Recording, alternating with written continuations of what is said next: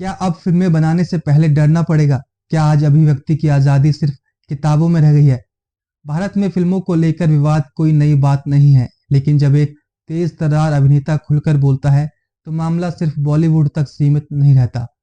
आज हम बात करेंगे अभिनेता प्रकाश राज के उस बयान की, जिसने फिल्म इंडस्ट्री ही नहीं, पूरे समाज को सोचने पर मजबूर कर दिया है।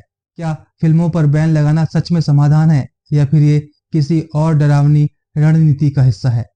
हाल ही में अभिनेता प्रकाश राज ने एक इंटरव्यू में बेहद सख्त लहजे में कहा, फिल्मों को बैन करना गलत है, चाहे वो किसी भी विचारधारा की हो।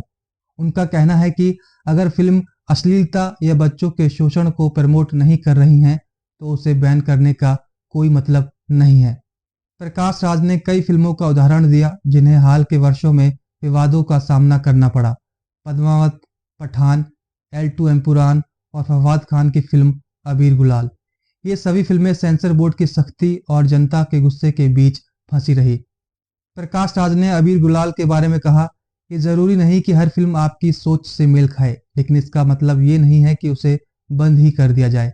उनका साफ कहना है, प्रोपोगेंडा फिल्म हो या विरोधी विचार वाली, जनता को खुद फैसला करने दो। पद्मावत के वक्त दीपिका पादुकोण को धमकियां दी गई, नाक काट देंगे, सेट जला देंगे। पठान के गाने में सिर्फ एक रंग को लेकर बवाल मच गया। प्रकाश ने आगे कहा, यह सिर्फ गुस्सा नहीं है, एक प्लान है। एक डर का माहौल बनाया जा रहा है ताकि लोग फिल्म बनाने से पहले ही खुद को सेंसर करें। वो कहते हैं कि सेंसरशिप अब राज्यों में नहीं बल्कि केंद्र स्तर पर हावी होती जा रही है। प्रकाश राज ने L2 एम्पुरान का उदाहरण दिया, जो गोधरा दंगों को लेकर विवादों में घिर गई। हालांकि सेंसर बोर्ड ने फिल्म पास कर दी थी, लेकिन फिर भी मोहनलाल को माफी मांगनी पड़ी और कुछ सीन काटने पड़े।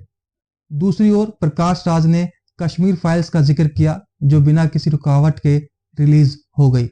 इस तुलना के जरिए उन्होंने एक बड़ा सवाल उठाया, क्या आज सबके लिए समान नियम रह गए हैं?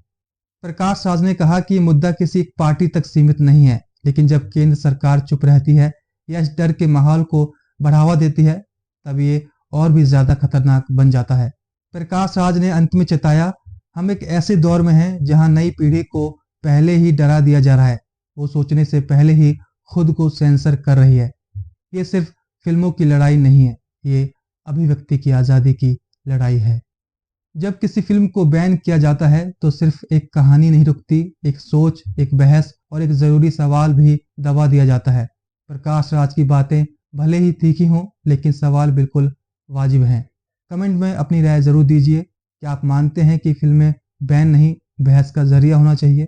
वीडियो पसंद आया हो तो वीडियो को लाइक और शेयर ज़रूर करें और हमारे चैनल को ज़रूर सब्सक्राइब करें।